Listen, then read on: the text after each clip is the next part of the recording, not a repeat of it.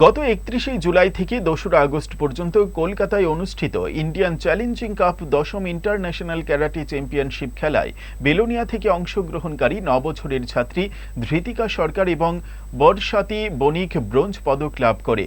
আগামী দিনে আরও বড় সফলতা পেতে প্রতিনিয়ত প্র্যাকটিস চালিয়ে যাচ্ছে তারা। বেলোনিয়া বিদ্যাপীঠ মাঠে জাতীয় স্তরের পদক প্রাপক এবং ব্ল্যাক বেল্ট অধিকারী কোচ প্রশান্ত শীলের তত্ত্বাবধানে বেলোনিয়া ট্রু মার্শাল আর্ট একাডেমিতে নিয়মিত প্র্যাকটিস চালিয়ে যাচ্ছে তারা। কোচ প্রশান্ত আরও জানান, বর্তমানে তাদের কোচিংয়ের ক্ষেত্রে পরিকাঠামোগত অনেক সমস্যা রয়েছে। কোনো নির্দিষ্ট ঘর না থাকায় প্রতিনিয়ত মাঠের মধ্যেই তাদেরকে নিয়ে প্র্যাকটিস করতে হয়।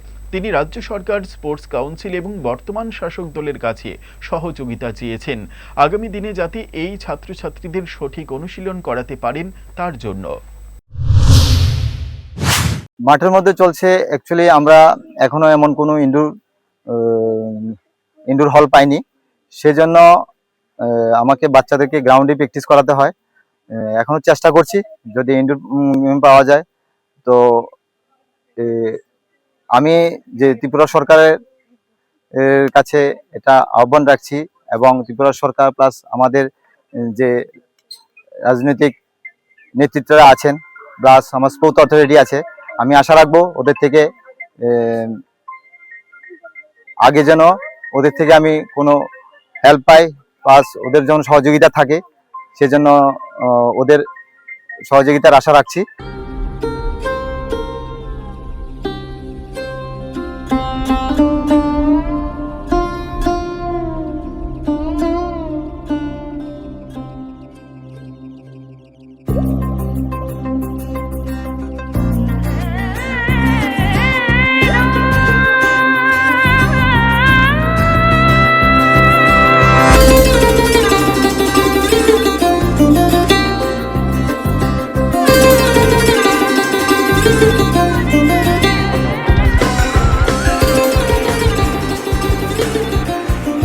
মিনা গহনালয়, শান্তিপাড়া, আগরতলা।